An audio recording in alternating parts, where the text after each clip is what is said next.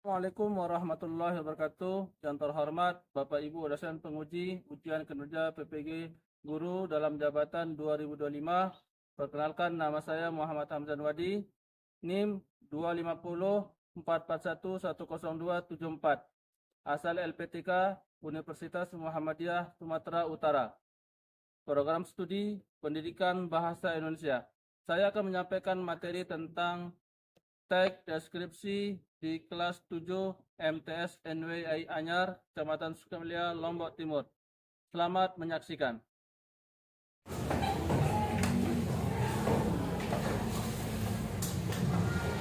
Istirahat.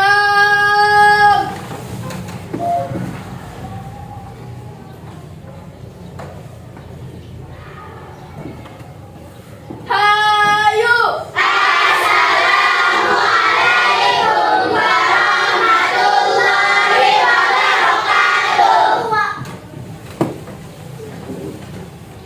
Baiklah, sebelum kita mulai belajar, kita mohon ada salah satu ketua kelas untuk memimpin doa di depan.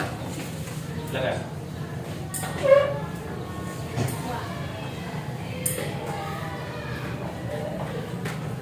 Mari kita sama-sama berdoa mulai. Ya, alhamdulillah kita sudah mulai berdoa. Sebelum kita mulai pembelajaran, Pak Guru akan mengecek kehadiran semuanya ya. Sehat semuanya ya. Sehat. Abida Ardina, semuanya hadir ya. Tidak ada yang tidak masuk. Baiklah, sebelum kita mulai pembelajaran, Guru kita akan menyemangati hari ini ya. Biar kita fokus belajar, tidak ada yang mengantuk, tidak ada yang bermain-main. Oke. Masih ingat tepukannya? Masih.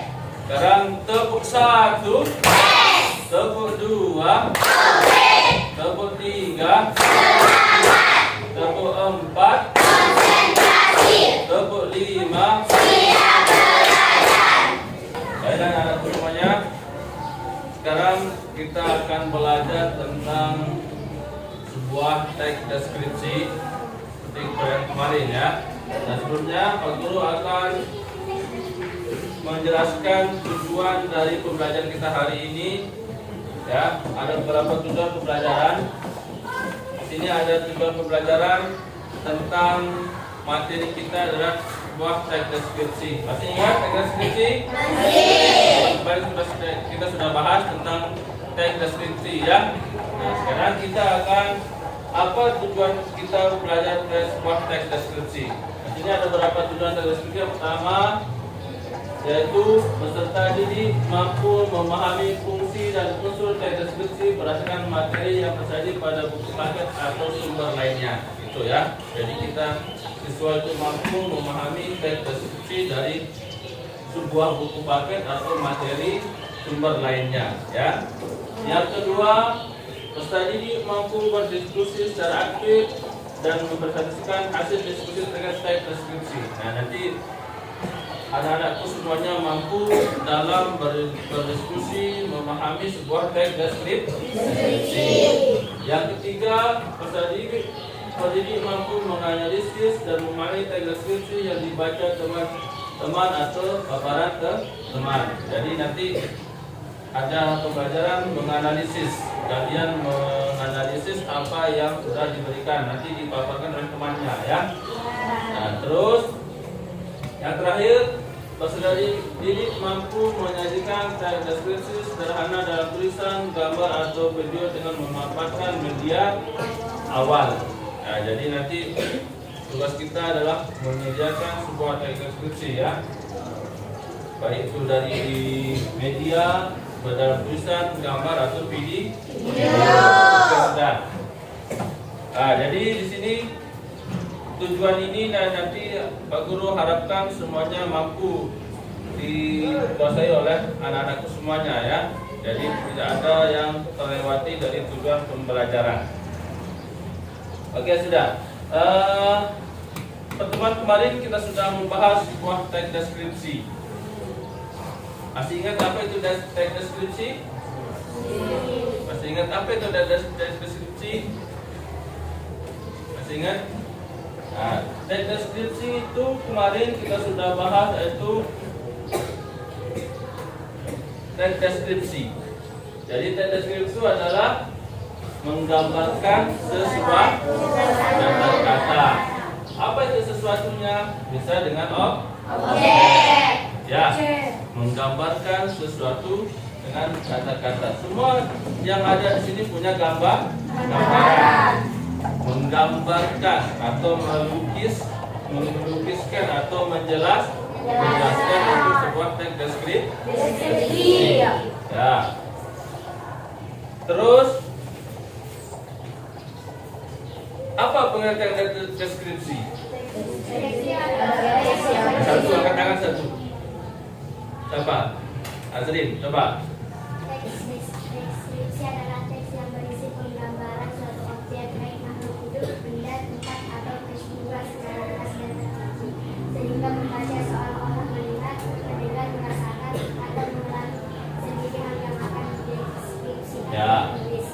Teks deskripsi itu ada suatu penggambaran suatu objek. Objek itu bisa makhluk hidup, ya, bisa benda, bisa tempat. Bagaimana caranya? Menggambarkan secara jelas dan terperinci, jelas, terperinci, secara detail, ya. Semua bagian-bagian itu harus dijelaskan secara terperinci, sehingga membaca seolah-olah melihat, mendengar, merasakan sendiri apa yang dideskripsi oleh penulis. Jadi itu adalah arti dari sebuah teks deskripsi. Jadi kita menggambarkan suatu objek secara jelas dan terperinci. Seorang lain itu seolah melihat apa yang kita lihat, apa yang kita rasakan, apa yang kita deskripsi. Itu ya. Jadi paham ya? Nah, terus tujuan teks deskripsi. Di sini ada tujuan teks deskripsi. Apa tujuan teks deskripsi? Menjelaskan kepada pembaca mengenai suatu hal seperti objek, gagasan, tempat, atau peristiwa melalui rincian dan detail mengenai objek yang dibicarakan, sehingga pembaca seolah-olah melihat, mendengar, dan merasakan sendiri hal yang dideskripsikan oleh penulis. Ya, itu tujuan teks deskripsi secara umum. Jadi menjelaskan, menggambarkan suatu objek seperti tadi, seperti pengertiannya ya, menjelaskan objek secara jelas, terperinci agar seolah membaca, melihat, mendengar, merasakan sendiri objek yang dideskripsikan. Ya, itu tujuan dari teks deskripsi. Dan sekarang ada sebuah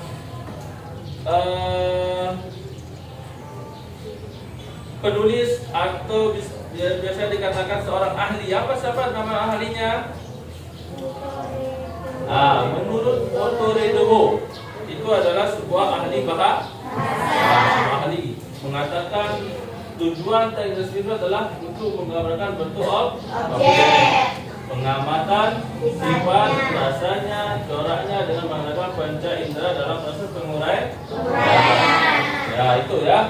Jadi menggambarkan suatu objek baik dari bentuknya, pengamatan, mengamati, ya. Kalau kita mengamati itu pakai apa? Ya, kita mengamati pakai mata ya, mengamati ini ya. Itu. Sifatnya bagaimana? Nah, sifatnya, terus rasanya, coraknya, semua benda yang ada di sini punya corak atau punya warna. Dan mengadakan panca indera. Tahu panca indera? Panca indera berapa banyaknya? 5. Ada 5. Yang pertama apa? Mata untuk mata untuk mengamati. Ya, terus telinga untuk mendengar. Apa yang didengar? Suara. Ya, mata untuk melihat, telinga untuk mendengar, mendengarkan suara. Terus hidung untuk penciuman, bukan mencium, penciuman. Ya, penciuman itu bisa mencium rasa bau semuanya, baik itu bau harum, bau tidak enak, atau bau busuk bisa semuanya ya. Itu hidung, penciuman. Yang keempat, lidah. Apa lidah? Pengecap rasa. Kalian bisa merasakan rasa manis, rasa pahit, rasa asam dan sebagainya ya. Yang terakhir adalah kulit. Apa sebab fungsi kulit? Sebagai perawat. Jadi kalian merasakan apa yang nempel di kulit kalian itu merasakan meraba ya. Sehingga kalian tahu mana yang halus, mana yang kasar. Itu ya. Terus itu tentang tujuan. Selanjutnya adalah ciri-ciri teks deskripsi. Apa ciri-ciri deskripsi? Yang pertama adalah menggambarkan atau melukiskan sesuatu.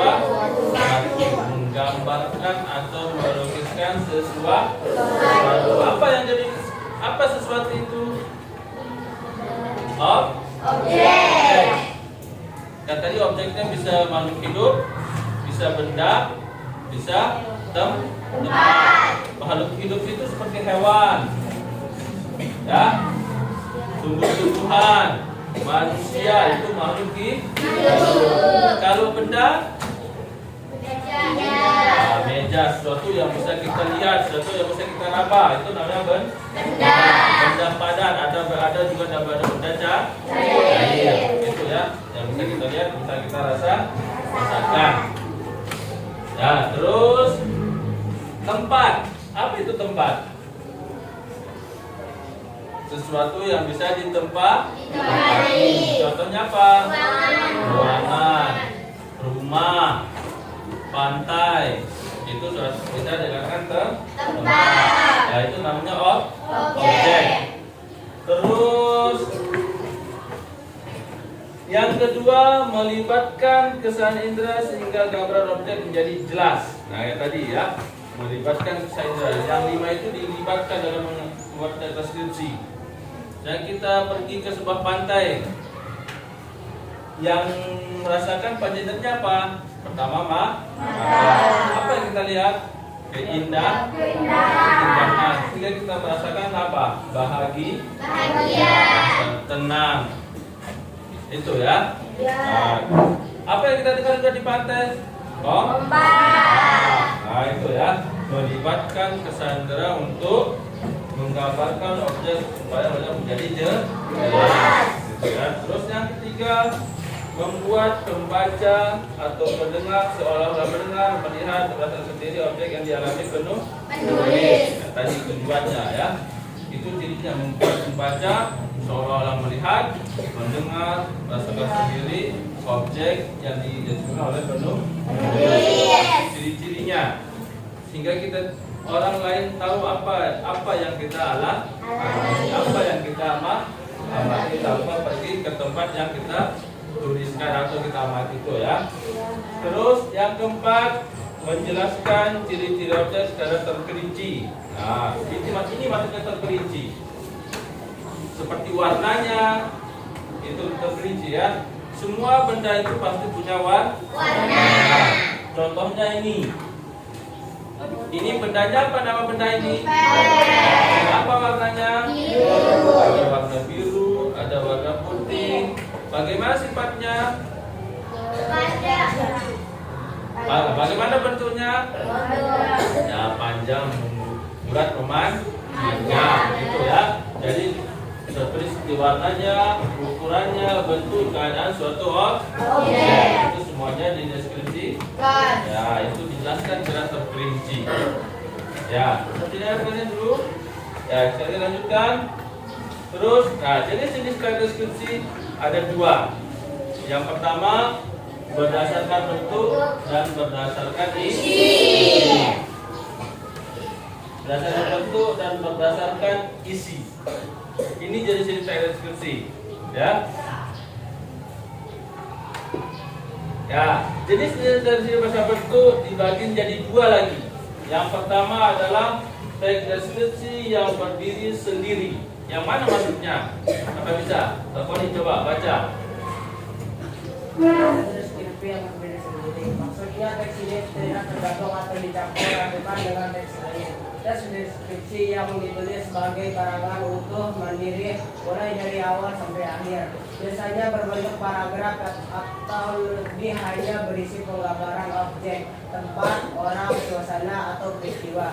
Tidak bergantung pada jenis teks lain. Contoh, sebuah karangan berjudul Pantai Kuta di Pagi Hari yang isinya penuh deskripsi di suatu pantai. Ya, jadi teks deskripsi yang berdiri sendiri. Kalau kita berdiri sendiri berarti tanpa bantuan orang lain. Berdiri sendiri namanya kan. Nah, jadi kita masih bayi dibantu oleh orang tua ya atau orang lain. Nah, teks yang berdiri sendiri itu artinya teks yang totalitasnya adalah isinya adalah teks deskripsi, tidak ada campur dari cerita lain, ya. Jadi dia dari awal sampai akhir itu isinya adalah mendeskripsikan suatu objek. Nah, itu namanya teks yang berdiri sendiri. Contohnya sini, sebuah karangan judul Pantai Kuta di Pagi Hari. Ya, maka isinya adalah penuh dengan deskripsi kapan, tidak ada yang lain. Itu namanya teks yang berdiri sendiri. Yang kedua, coba Rekayana.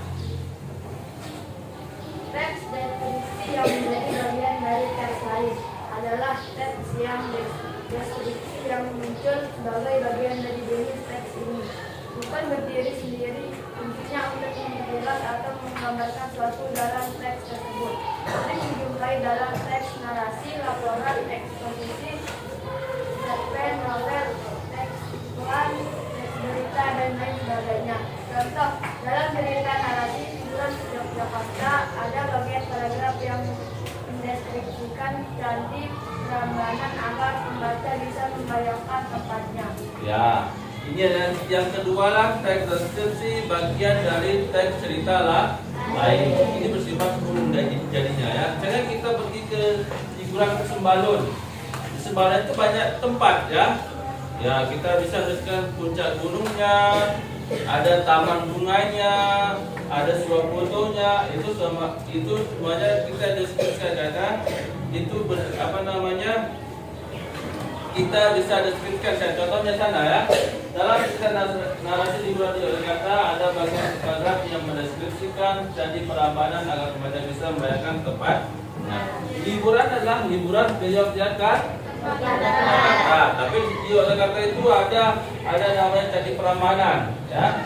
Nah, itu bisa dideskripsikan. Ada yang lain juga ya. Nah, itu namanya teks yang bagian dari teks yang lain. Teks itu yang menjadi bagian dari teks lain. Atau ada di cerpen, novel, cerpen, cerita pendek ya. Jadi bisa dideskripsikan. Cerita pendek kan biasanya tempatnya di hutan ya, atau latarnya, tempat kejadiannya, hutan ya. Nah, hutan itu kan dideskripsikan bagaimana suasananya, tuh ya. Nah, terus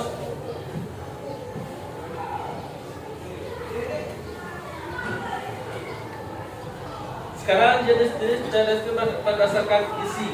Nah, sini ada 3 berdasarkan isi. Yang pertama kita deskripsi spasial. Apa itu spasial? Coba Mak Nopi.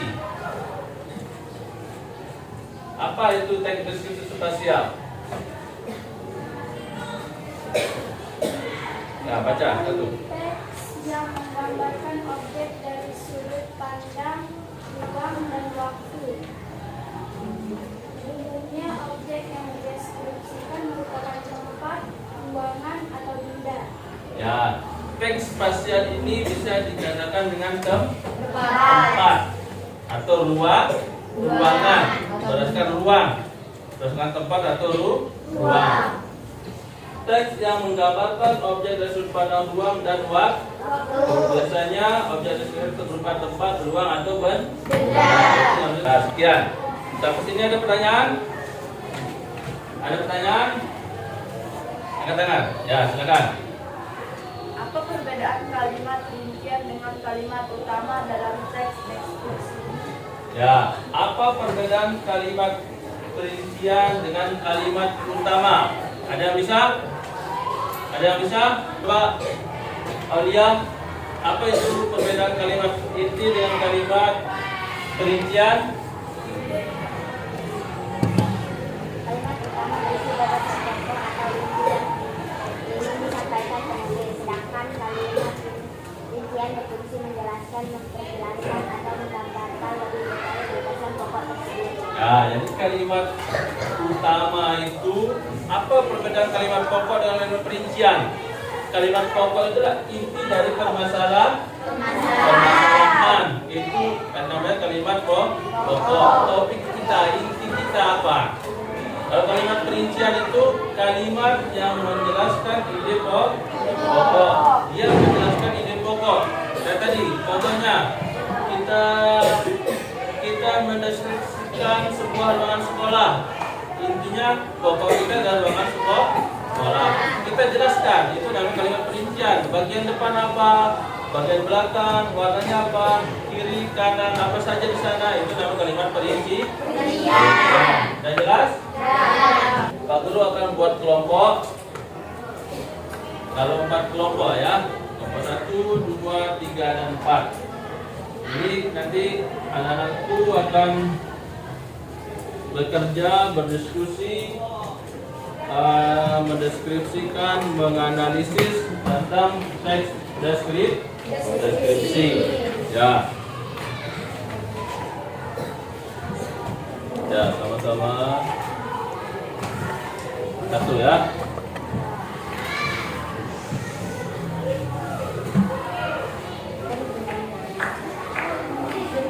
Nanti sebuah kelompok akan mempresentasikan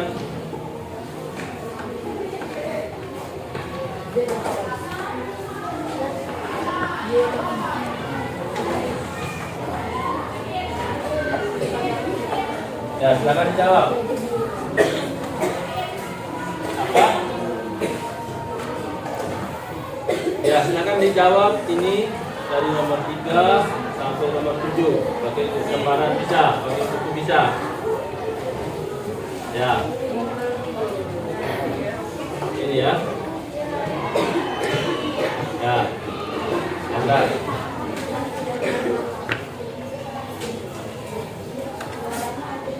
Ya, jawabannya saja bisa.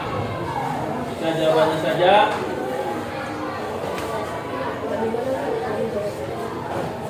Di bukunya bisa, di bukunya.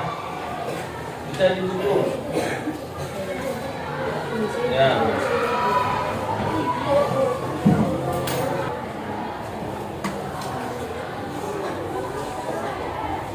Ya, bisa jawab sini. Silakan jawab.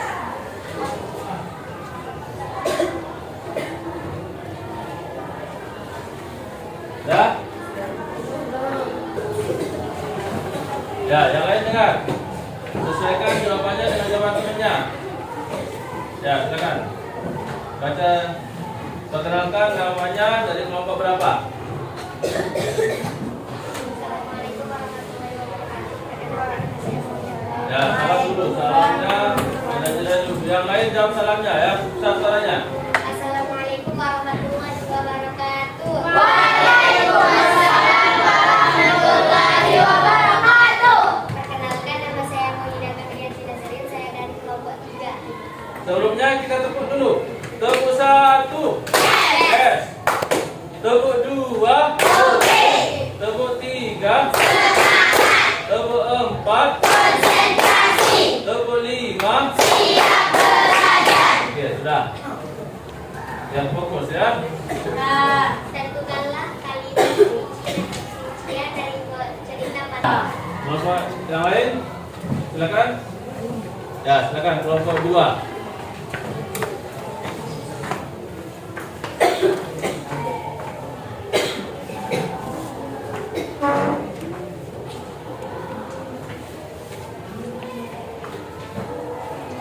Assalamualaikum warahmatullahi wabarakatuh. Waalaikumsalam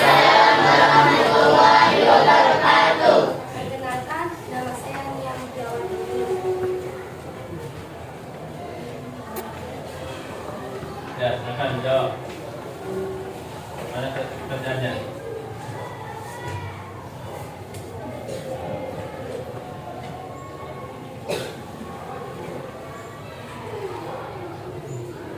Ya, silakan. Tentukan kalimat rincian dari cerita Pandan Terong. Kalimat-kalimat rincian dari cerita tersebut antara lain: kami berangkat dari Banda Aceh pukul 1 siang. Pukul 8 malam kami tiba di rumah paman di kota Takengon. Nomor 2, jalanan kecil itu menanjak dan curam dengan tikungan-tikungan yang tajam. Dari ketinggian Itu rasanya sampai ada kamera lagi, harus nolak tengok kalau di atas nanti. permukaan laut. Ya, dan boleh paham selingkuh kembali di ini. Lagu Pak Ham boleh kata ni suruh kalau tengok dan ini. Senada dengan warna bendera pusaka, yaitu merah dan putih. Pada mengenal tulisan Jadi ni boleh paham betul ni. kepada keluarganya.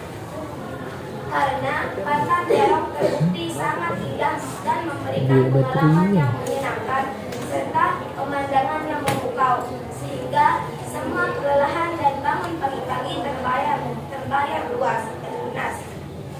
Hal ini membuat Rafa merasa usahanya kepada keluarganya tidak sia-sia. Sekarang kita cukupkan sini. Kita sebelumnya kita akan simpulkan dulu materi-materi yang sudah kita pelajari tadi ya. Jadi materi hari ini alhamdulillah sudah selesai. Jadi kesimpulan kita adalah bahwa teks deskripsi itu adalah sebuah apa tadi? Menggambarkan suatu objek. Menggunakan apa? Menggunakan kata-kata. Jadi objek itu kita gambarkan dengan kata-kata sebuah kata-kata perincian. Apa kata-kata perincian ini? Menjelaskan objek yang kita amati. Kalau tadi Pandan Terong kita mendeskripsikan ada gunungnya, ada tebing curamnya, ya, ada sebuah fotonya di sana banyak, ya. Nah itu adalah contoh-contoh teks deskripsi. Yang terakhir adalah kata-kata yang berlandaskan kata-kata konkret. Yang mana kata-kata konkret? Kata-kata apa adanya. Apa-apa bentuk objek itu nama kata konkret. Pasir hitam, gunung itu adalah kata-kata konkret karena ada yang kita lihat. Nah itu ya. Yang kedua ciri-cirinya. Yang pertama adalah menggambarkan, ya, menggambarkan objek. Yang kedua menggunakan kalimat perincian. Yang ketiga menggunakan pancain. Nah, terus yang terakhir menggunakan kalimat perincian.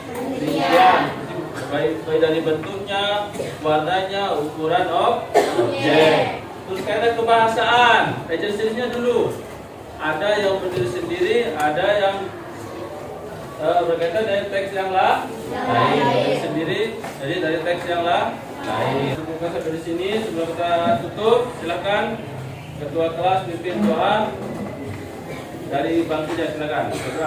Mari kita sama-sama berdoa mulai. Bismillahirrahmanirrahim. Rabbana atina fid dunya hasanatan wa fil akhirati hasanatan wa qina adzabannar. Subhana rabbika rabbil izzati amma yasifuna wa salamun alal mursalin walhamdulillahi rabbil alamin. Amin ya rabbal alamin. Al-Fatihah. Ya, sekian. Assalamualaikum warahmatullahi wabarakatuh. Waalaikumsalam warahmatullahi wabarakatuh.